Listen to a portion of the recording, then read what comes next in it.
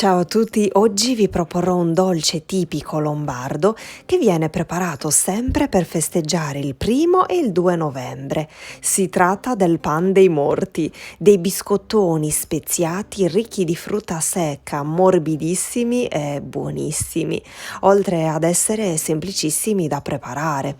Diciamo che la quantità degli ingredienti farebbe pensare a tutto l'opposto.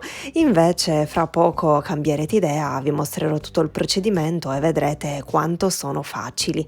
Inizieremo ad ammollare in poca acqua 50 grammi di uvetta, la lasceremo una decina di minuti e poi la scoleremo dall'acqua e la metteremo da una parte.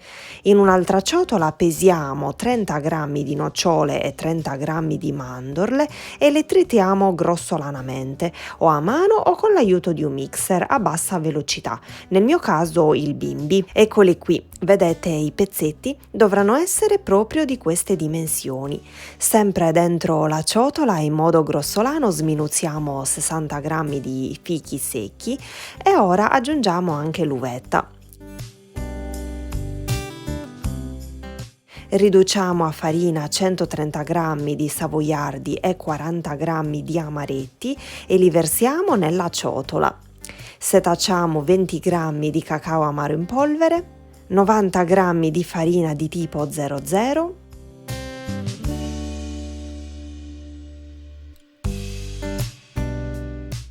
(90 grammi di zucchero, 6 grammi di lievito per dolci vanigliato,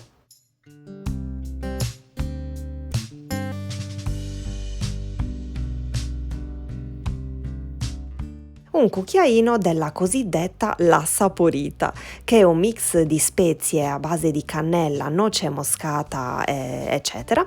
Infatti, se non la doveste trovare, sostituitela tranquillamente con queste spezie singole, aggiungendo anche una puntina di estratto di vaniglia. Aggiungiamo un pizzico di sale all'interno della ciotola contenente i 2 albumi e sbattiamo per 2 minuti circa con una forchetta finché non si sarà formata una leggera schiumetta. Aggiungiamo gli albumi al resto degli ingredienti e in ultimo, ve lo prometto che sarà proprio l'ultimo ingrediente, aggiungiamo 50 ml di vin santo o comunque un vino liquoroso a vostra scelta.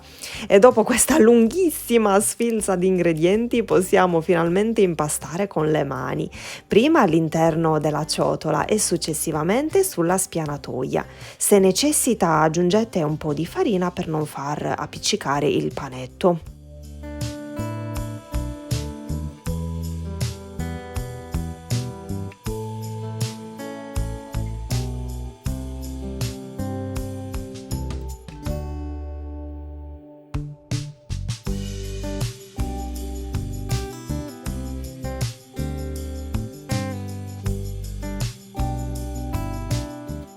Una volta pronto lo schiacciamo un po' e ne ricaviamo i biscotti. Tagliamo il filoncino in varie parti che dovranno avere queste dimensioni 12x5 ad uno spessore di circa 1,5 cm. Gli diamo una forma allungata a punta nelle estremità, proprio così come mostrato in video, e proseguiamo in questo modo fino ad esaurire tutto l'impasto.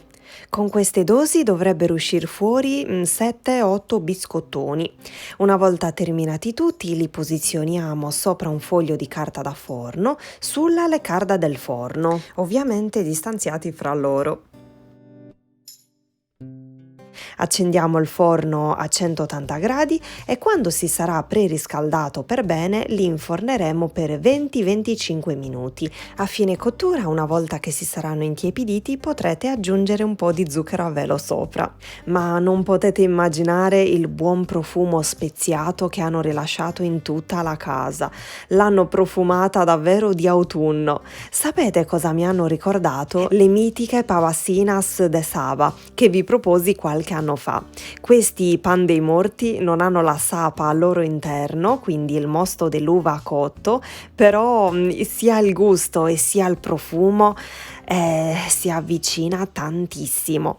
La cosa più lunga e difficoltosa è sicuramente la lista degli ingredienti, ma vi posso assicurare che ne vale davvero la pena, talmente sono buoni e morbidi morbidi.